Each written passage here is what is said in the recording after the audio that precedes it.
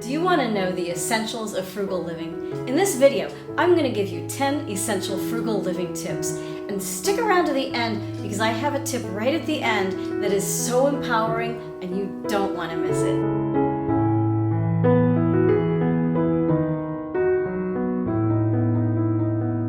Hello and welcome. I'm Amy, and here at Frugal Over 50, I give you tips and tools for frugal living, all personally tested by me. Now let's talk about these frugal living essentials. Number one, it's essential that you clarify the difference between your wants and your needs.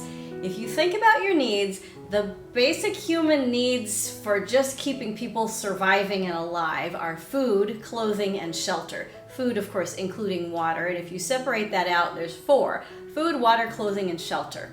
And there's no mention made in that list of how fancy any of this has to be. It just has to keep you alive. So if you strip everything down to the basic needs, probably if you're watching this, you have your basic needs met, at least for right now. You're not lacking for food for your next meal, you have enough water, you probably have a place to live or someplace to stay, and you have something on your body, you have clothing. There are people, of course, who even now in the world are lacking some or all of those things, even in your community, as in mine. But you probably have all of those needs met. Now, above that, you may have other needs that you have that help you to meet those basic 3 or 4 needs. And you have to think about your work, you have to think about your family, you have to think about any number of things that have just popped to your mind when I said needs versus wants, and you were like, well, the thing that I need is, and you know what those are. But so often we blur the space between needs and wants because we're just not sure. Is it a need or is it a want? And we don't really want to get down to the bare bones of, am I alive today, this minute? We want to think a little farther ahead, and in order to do that, we really need more of those 4 elements: food, water, clothing, and shelter, and we need other things to help contribute to improving those 4 things: clean water, sufficient nutritious food, clothing that actually fits and that meets the needs that you have to go out and work so that you can meet your needs for shelter and all of the others. It's complicated, but it's not. Because you know, when I said needs versus wants, a little part of you went, oh, because just like me, you have those things in your life that you treat as needs. And often the way that we can tell if it's a need or a want is by how urgent we feel about it. You know, there's the important and then there's the urgent, and sometimes the urgent shouts a bit louder. My favorite example of that, of course, is my longtime addiction to a certain national coffee chain that we all know and love. And I would feel very urgent about going through the drive-thru a couple of times a day. And then I would wonder where all my money went. Well, I felt urgent and I needed something there. I did have a need, but the urgent cry to go through the coffee shop drive-thru wasn't obviously meeting that need because I kept having to go back. So going back and looking at what I actually needed, I needed a break. I needed some time to breathe. I probably needed to drink water. Maybe I needed to go for a walk. Maybe I needed some coffee, but I probably needed to make it on my own so I could have exactly what I wanted. So then it circles around needs and wants. And I would encourage you to take yourself seriously. Listen to the voice that calls out urgently and says, you need this now. But then also go back and listen to that little voice behind the urgent voice that says, yeah, but what you really need is, you know, most of the time, the things that we need don't cost as much as the things that we want. Now, that's not true for everything, of course, but when we're talking about those daily examples of urgency, usually the things that don't cost as much are the things that have a little quieter voice inside and that have ultimately much more satisfaction for us. Number 2 is one that comes up over and over and over on this channel. Drive a used car. I know. Now this gets to something that we haven't talked about very much on this channel, but it's the idea of looking at your possessions and saying, how much is this actually worth once I buy it? Once I bring it into my house, is it worth what I paid for it? And I'll give you a less sort of involved example than a car here. Often women our age are targeted for marketing to buy eyeshadow palettes. For some reason, the world is exploding in eyeshadow palettes these days. And I'll get back to the car in a minute, so please stay with me. This is an important example. And I just went and clicked on one that just came out recently that was targeted for mature women. I was like, this is great, I love these colors. It was $55. Now, I don't spend $55 on makeup. In fact, I'm not wearing any eyeshadow right now. So $55 is definitely a want and not a need. But if I also look at how much would that eyeshadow palette be worth once I got it into my home, the answer is zero. Most makeup companies and retailers will accept makeup back, but it's worthless. They give you your money back and they throw it away. So it's less than worthless. It harms the environment. Now, I'm not suggesting that cars are in exactly that same category, but as soon as you drive a new car off the lot, it loses so much of its value that it's just insane. So if you can think about a car as your leading example of what is this worth once I drive it off the lot? What is this worth once I get it into my home? And then you can decide, do I need this? And almost always, in the case of a car, it's going to be better used. Number 3 is another one of my favorites that I love to talk about here, and it is so essential. Shop your own stuff. Do you need something new? What do you have that you can use or repurpose or move into a different room? One of the classic examples of this, of course, in home is decor. And it's something that we used to do a lot, I remember, when I was growing up. In my house, if we wanted to change something, we would just move the furniture around, or we'd move the pictures around, or we would dust everything and see how it looks, shift something from one room to another. And it was a very exciting way to get a whole new room decor or even a whole new house decor. It was so much fun. I still remember things like moving my bed from one side of the room to the other, and it gave me a whole new room. A whole new room. Now you can expand this beyond things like home decor into things that you actually need. For instance, I am working on upping my game on all of my gear for YouTube. I have a strong need for better lighting, and I'm working my way up to saving money for it, but it's going to be about a year. In the meantime, I have a couple of floor lamps that I've just moved over in position, and you can't see them, but I can see them, and they make everything just a little bit brighter. You know how much they cost me? $0, because I've had them already for about 8 years. They're just in my house, and as soon as I'm done with this video, they'll go back to their spot, and they actually fulfill a dual purpose, and it feels quite wonderful. So I would suggest that you find every way possible to shop your own home. Treat your possessions as your first store, as the first place that you go to find something that you need. Essential number 4 helps us to identify the mindset behind everything that we've said before and everything that's coming after. And that is trade now for later. We work with our children and our grandchildren and anybody in our lives who has trouble with impulse control on the thing of delaying gratification. We are used to taking care of everybody, and so we don't necessarily think of ourselves as having poor impulse control, although there's usually 1 or 2 places where you're like, I'm not sure, maybe I have poor impulse control here. But I'm talking about something even broader than basic impulse control. I'm talking about something like, I could get this now, but if I get this now, then in 6 months' time, I won't have saved up enough money to pay my insurance bill. I could get this now, but if I get this now and I keep doing this, in 6 months' time, I'll have gained a bunch of weight because it's not something I should be eating.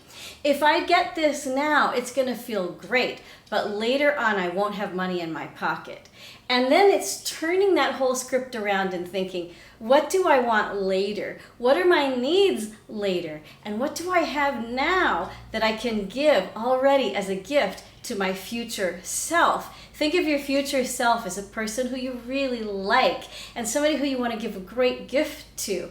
And you could give your current self a different and smaller and less significant gift, or you can give your future self something that's going to be really wonderful and very useful, and something that that person who is you by the way, is actually going to need. Tip number 5 helps you put tip number 4 in practice.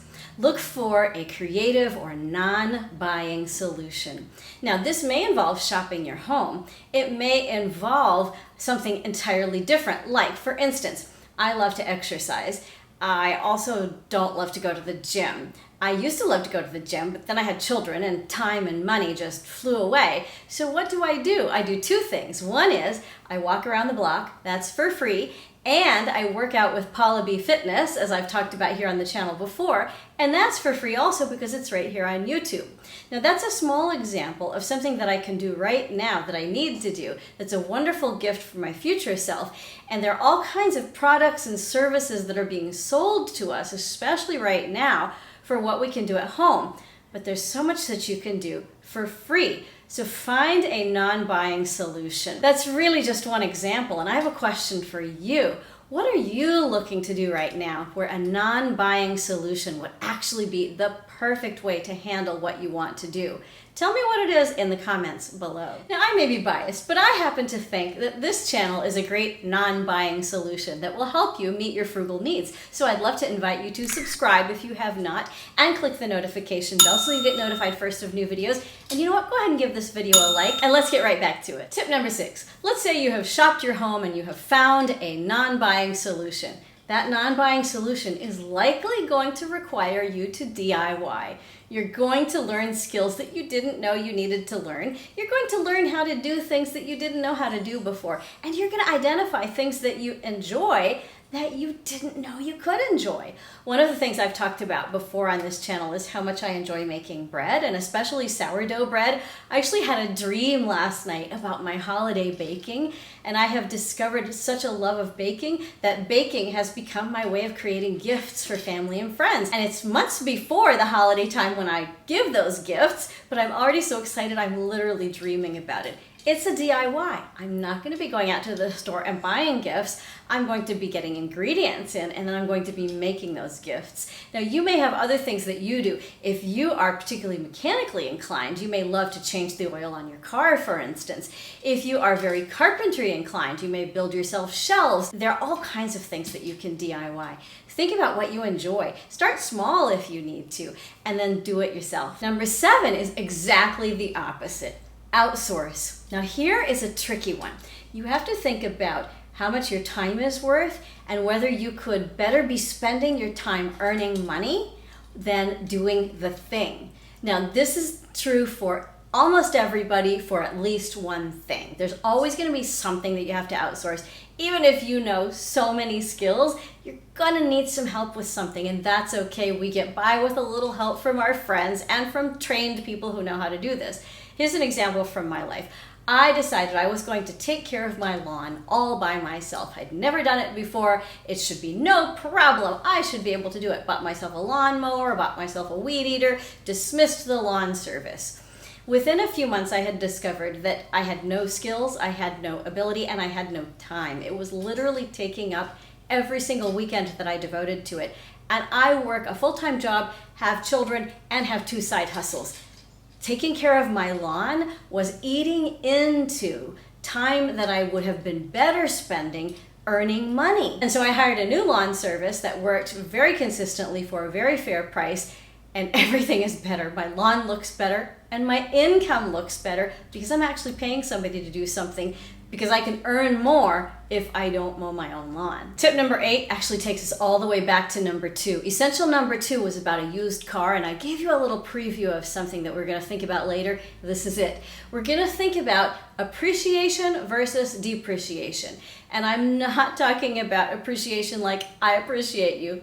I do appreciate you, but we're talking about whether an item that you purchase is going to increase in value or decrease in value. Now, most of the things that we spend our money on are called expenses. We also have investments, and then there are things that we speculate on, and even things that we gamble on. But the vast majority of things that we're trying to be frugal with are our expenses. And once you have bought something, you want to ask yourself, will this grow in value? There are a couple of ways you could think about it appreciating or growing in value. Does your having it and using it increase your ability to make money? Does your having it and using it increase its actual resale value is another way you can think about it. Most things actually depreciate. That is to say, once you get them into your house, they suddenly aren't worth as much as you paid for them, and that's a reality of life. But you also want to think about whether they help you get farther in your financial goals. And in that sense, they can help you appreciate, as in grow, your financial stability, your financial future. It's a tricky one, and I'd like to ask you to use this question: will this appreciate or depreciate in value? And will this help me appreciate or depreciate the whole value of my life? Anytime you're not sure, anytime you have that urgent question, ask yourself, am I feeling urgent just because it's a habit to feel urgent about this? Or is this really something that's going to get me where I'm going? Does it appreciate? Or does it depreciate? All right, let's say that you have done all of these things and you're getting ready to buy something. You have thought about it, you have decided how it's going to meet your needs or your wants or your future self, and it's all very well thought through. Do you run right out and buy it? No.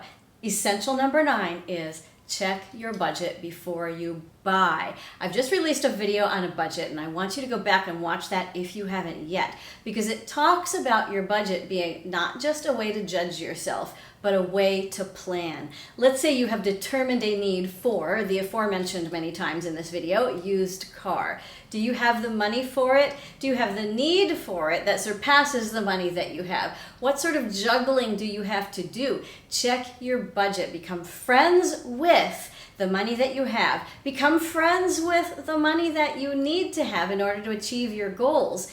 Don't make any decisions, especially big ones, without checking your budget. I promised you an empowering tip right at the end, and here it is. Celebrate frugal living. Celebrate it, enjoy it, rejoice in it. Have a wonderful time just loving frugal living. So many of us come to frugal living from a background of poverty, or a background of deprivation, or a background of extreme need. And I'm not asking that we celebrate the pain of true poverty.